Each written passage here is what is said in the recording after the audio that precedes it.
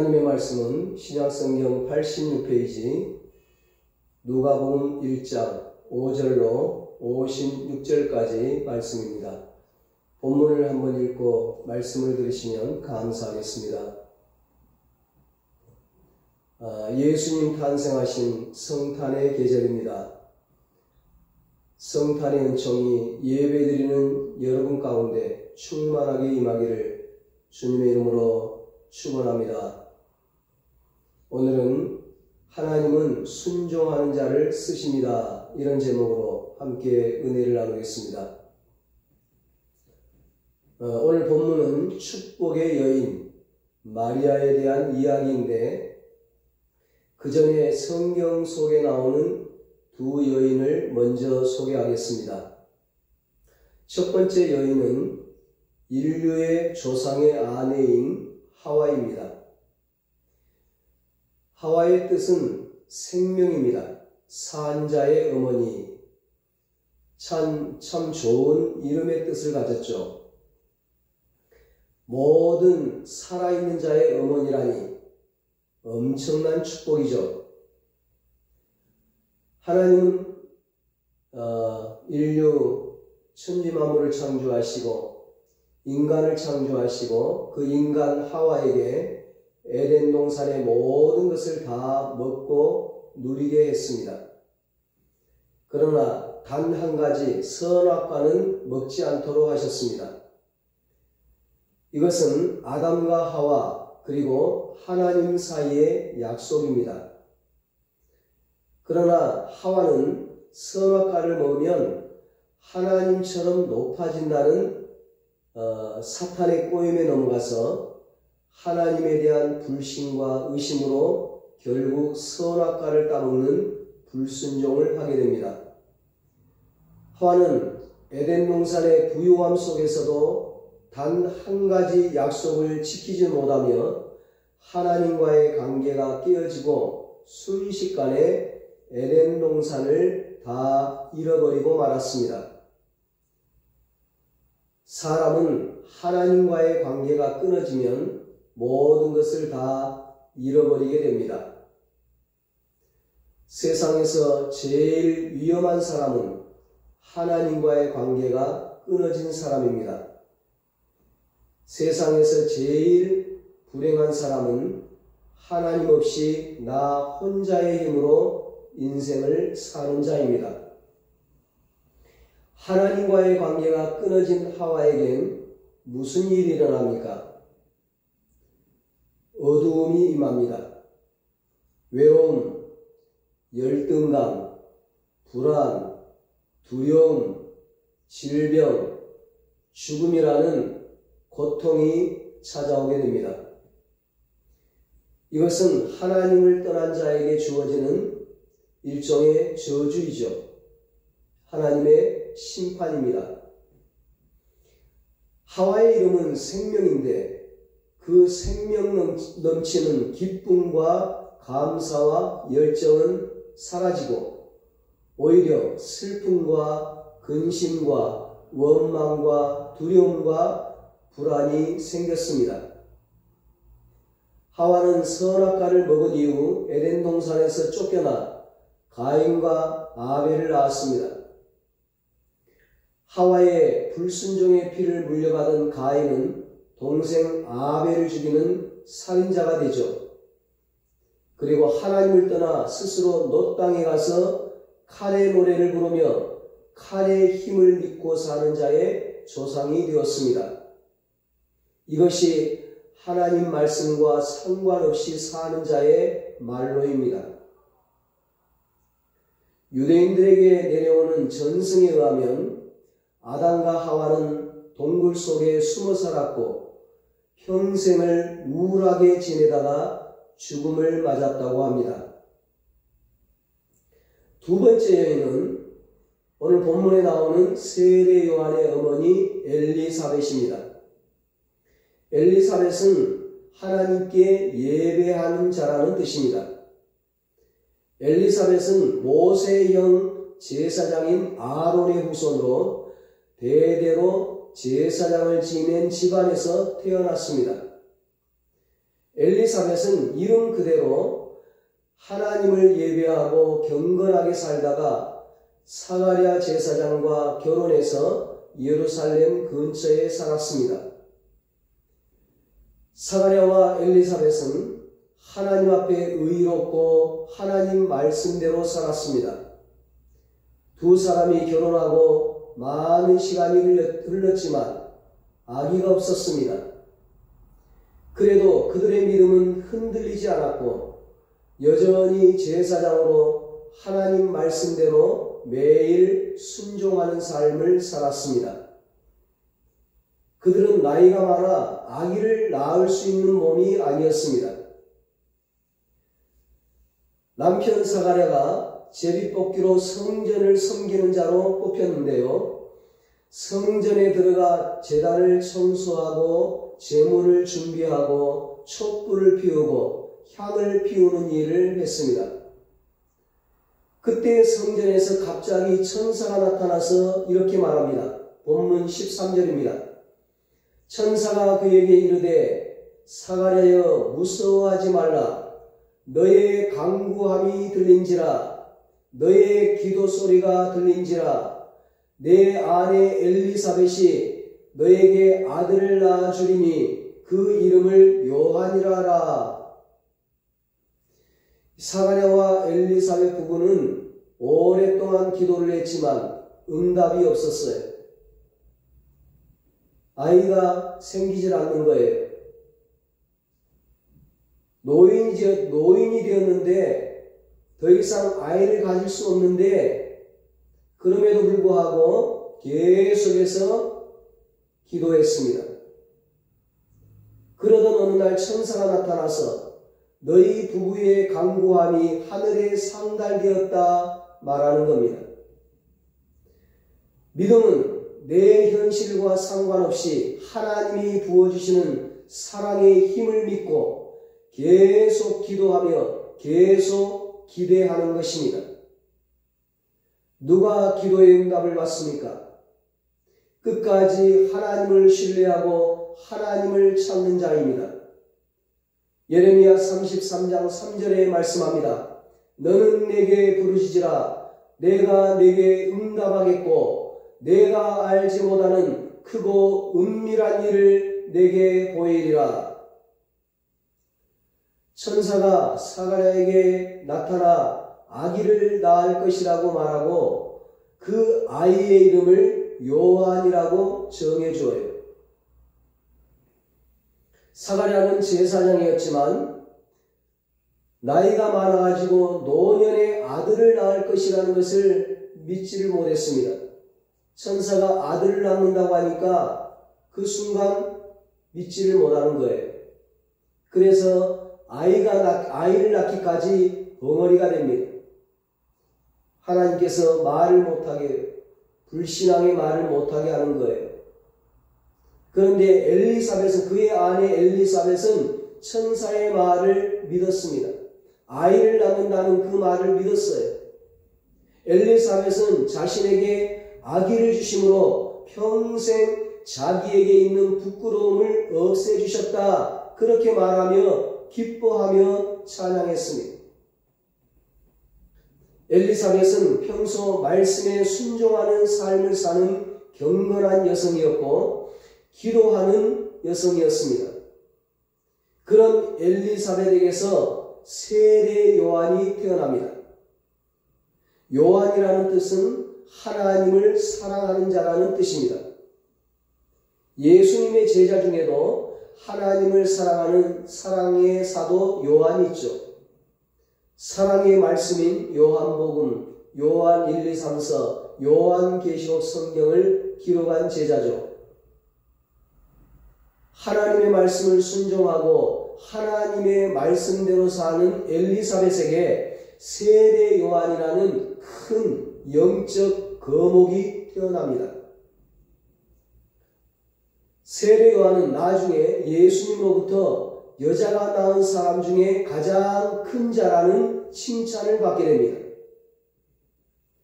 엘리사벳이 아기를 임신하고 6개월 후에 친척인 처녀 마리아가 엘리사벳 집으로 찾아옵니다. 엘리사벳은 마리아를 보자마자 주의 어머니라고 말하면서 자신보다 어린 마리아를 높이며 축복합니다. 참 대단한 영성이고 겸손이죠. 엘리사벳은 마리아보다 나이가 훨씬 많습니다.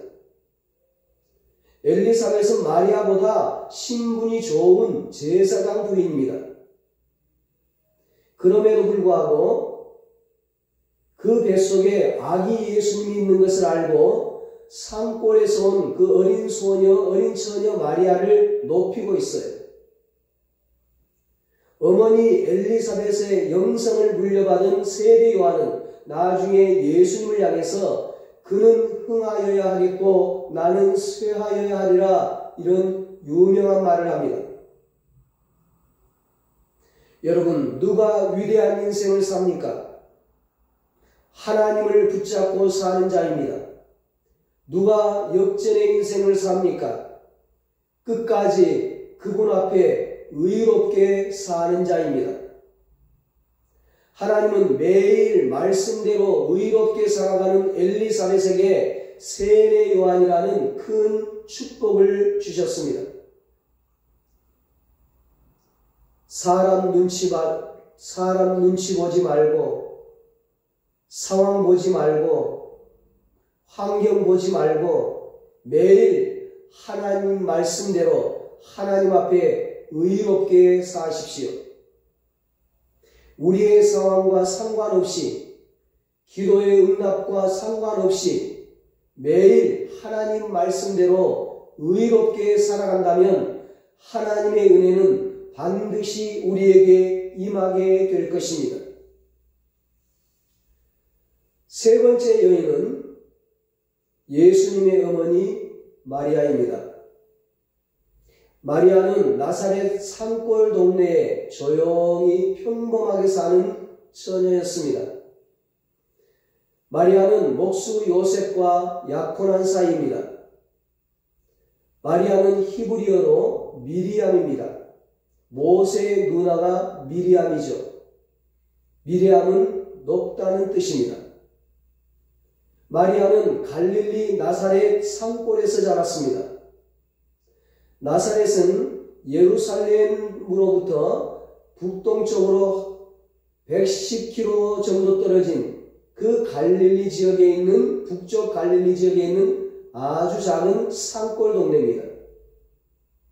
요한복음 1장 46절에 나다나엘이라는 사람이 예수님이 나사렛 출신이라는 것을 알고, 예수님이 나사렛 출신이라고 하니까 나사렛에서 무슨 선한 것이 날 수 있느냐, 이렇게 비아냥대는, 조롱하는 말을 했어요. 이 말은 나사렛은 천한 동네라는 거예요. 구약에서는 나사렛이라는 동네가 한 번도 등장하지 않습니다. 그만큼 나사렛은 아무도 알아주지 않는 작은 산골이라는 것입니다. 하나님은 만왕의 왕을 임신할 여성을 찾으실 때 갈릴리 지역의 산골 나사렛 사람 마리아를 선택하셨습니다. 마리아는 그 당시 세계를 지배하는 로마 황제의 아내가 아닙니다. 로마 장군의 아내도 아니고 로마 국회의원인 원로원의 아내도 아닙니다. 마리아는 엘리사벳처럼 제사장 가문이 아닙니다. 마리아는 성전의 예루살렘 성에 사는 그런 귀족도 아니었습니다. 그저 작은 산골 동네에서 제대로 배우지도 못한 평범한 시골 처녀였습니다. 그런 마리아를 하나님께서 지목하고 선택해서 마리아에게 예수님이 태어나게 하는 축복을 베푸셨습니다. 이것은 마리아의 순종을 보신 하나님의 전적인 은혜입니다. 마리아는 하나님의 말씀을 듣고 100% 순종하는 여인입니다.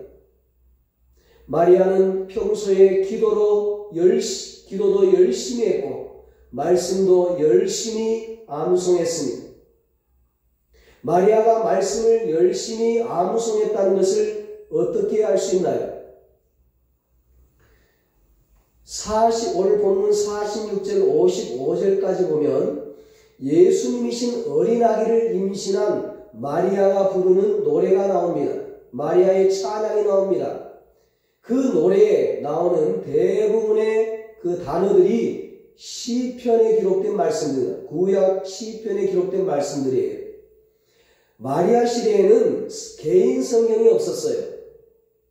그 당시에는 성전이나 회당에 들어가면 랍비나 선지자들이 하나님의 말씀을 기록한 두루마리를 펴서 낭독하는 것을 듣는 것이 전부였습니다. 마리아가 본문에서 시편의 모든 말씀으로 찬송하고 기쁨을 표현하고 있어요. 이것은 마리아가 평소에 성전과 회당 제일 앞자리에 앉아서 랍비들과 선지자들이 말씀을 낭독할 때에 그 말씀을 다 받아 적고 암송하고 말씀대로 기도하는 삶을 살았다는 것입니다. 마리아에게는 하나님의 말씀이 노래였습니다. 어떤 사람들은 돈이 노래입니다. 어떤 사람은 불평이 노래입니다. 어떤 사람은 험담이 노래입니다.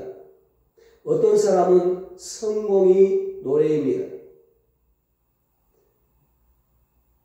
마리아는 하나님의 말씀이 노래였어요. 말씀을 암송하고 그 말씀으로 찬양을 했습니다. 복된 입술이었어요. 그 입술이. 마리아는 목수인 요셉과 약혼한 사이입니다. 유대교의 헌법에 의하면 유대인들은 결혼하기 1년 전에 약혼을 해요.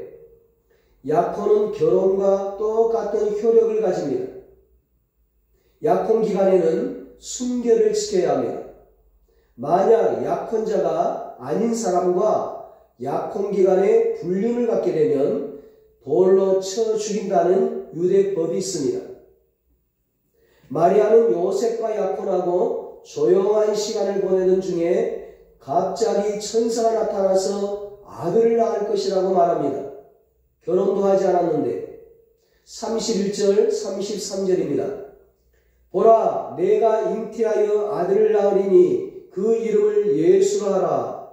그가 큰 자가 되고 지극히 높으신 이의 아들이라 일컬어질 것이요 주 하나님께서 그 조상 다윗의 왕위를 그에게 주시리니 영원히 야곱의 집을 왕으로 다스리실 것이며 그 나라가 무궁하리라.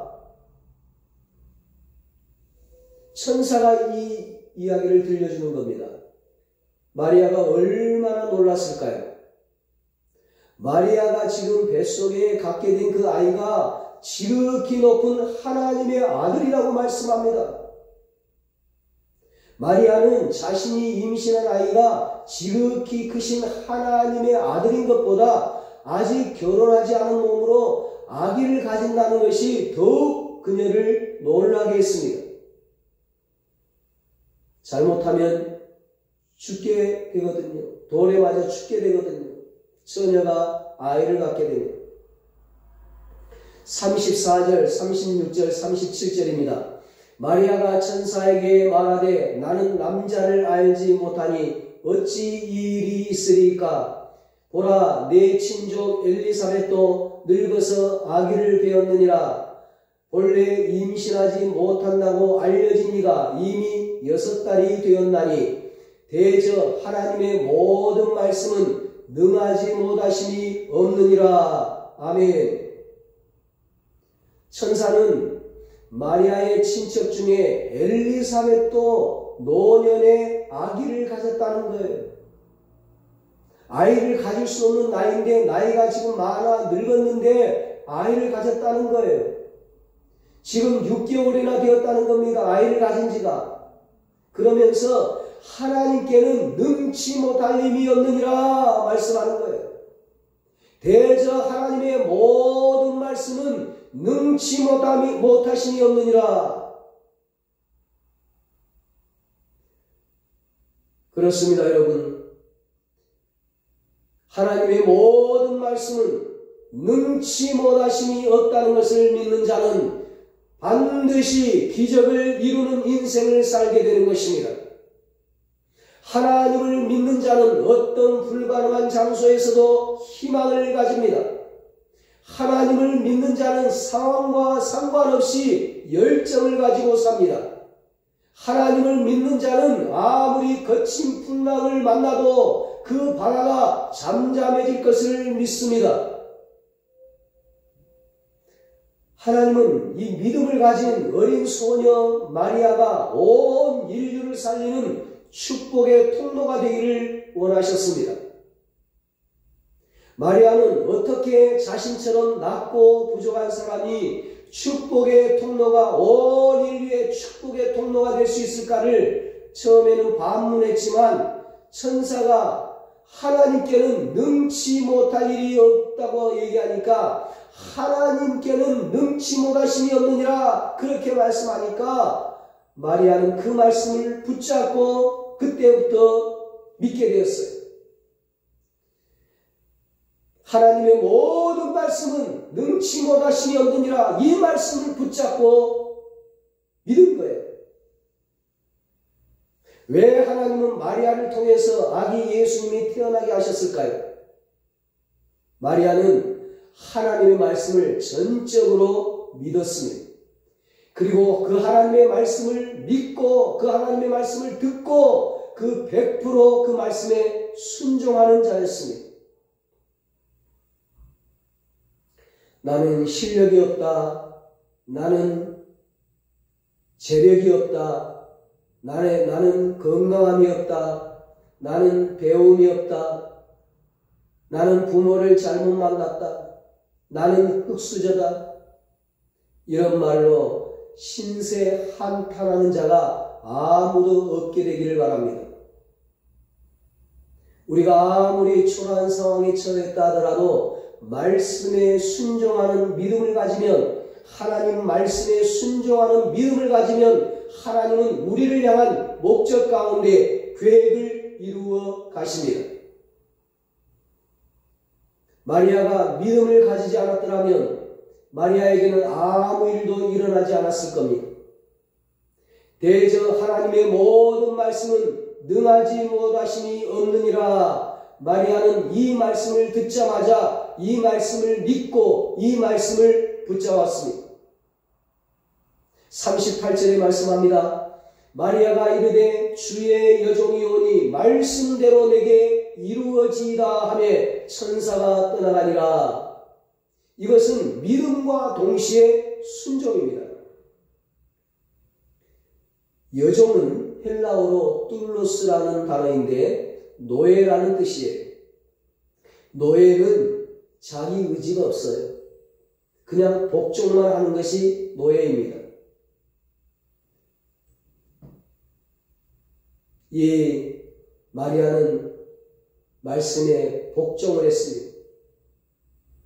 이 처녀 마리아가 아이를 갖게 되면 무슨 일이 일어나게 됩니까? 사랑하는 약혼자 요셉과 헤어지게 됩니다. 요셉이 마리아가 임신한 것을 사람들에게 말을 하면 마리아는 동네에서 쫓겨나는 것이 아니라 돌에 맞아 죽게 됩니다.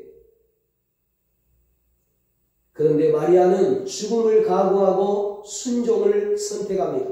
하나님 말씀에 순종해요. 이 마리아의 임신을 아무도 이해할 수 없어요. 그러나 마리아는 오직 하나님 말씀에 100% 순종할 것을 결단했습니다. 주의 여종이 오니 말씀대로 내게 이루어지이다. 저는 여종입니다. 저는 노예입니다. 오직 하나님 말씀에 복종할 따름입니다. 하나님께서는 수많은 여성 중에 왜 마리아를 선택했을까요? 마리아는 제사장의 딸이 아닙니다. 예루살렘 성에 사는 귀족이 아닙니다. 그저 무명의 나사렛이라는 산골 처녀입니다. 하나님은 그 사람이 가진 환경을 보지 않으십니다. 오직 말씀에 100% 순종할 수 있는 태도를 가진 마리아를 선택한 것입니다. 하나님은 어떤 사람을 사용하십니까? 어떤 사람을 쓰십니까? 나의 이익과 상관없이 하나님 말씀에 100% 순종하는 자입니다. 46절로 48절에 보면 믿음과 순종에 대한 확신, 그리고 하나님의 축복에 대한 확신을 가진 마리아는 이제 초조해하고 불안해하고 두려워하는 것이 아니라 하나님께 감사와 찬양을 드립니다.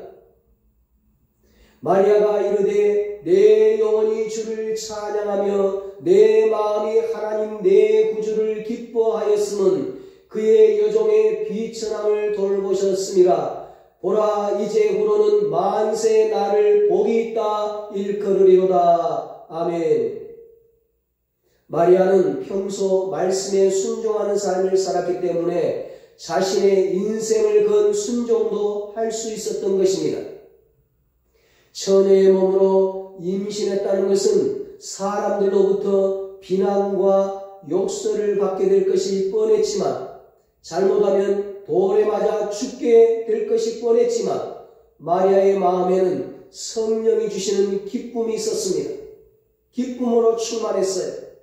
왜냐하면 하나님의 말씀보다 더 중요하게 여기는 것이 없었기 때문입니다.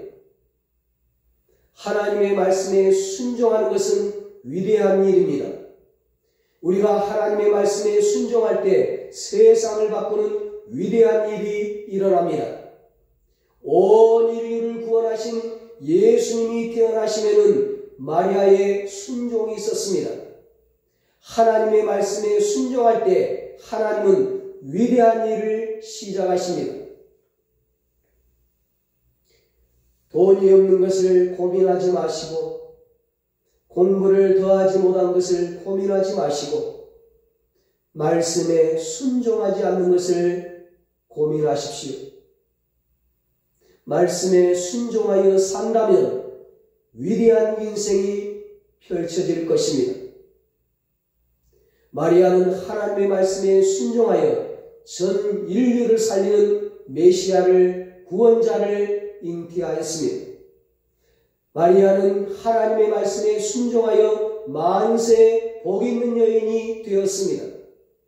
마리아는 하나님의 말씀에 순종하여 인류 역사상 가장 복받은 어머니가 되었습니다.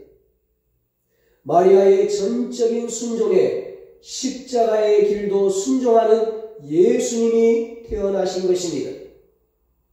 예수님은 십자가의 순종 이후 하나님 우편에 앉으셨습니다. 십자가 순종 이후 하나님이 예수님을 지극히 높여주셨습니다. 빌립보서 2장 6절로 11절에 말씀합니다. 그는 근본 하나님의 본체시나 하나님과 동등됨을 취할 것으로 여기지 아니하시고 오히려 자기를 비워 종의 형체를 가지사 사람들과 같이 되셨고 사람의 모양으로 나타나사 자기를 낮추시고 죽기까지 복종하셨으니 곧 십자가에 죽으시니라.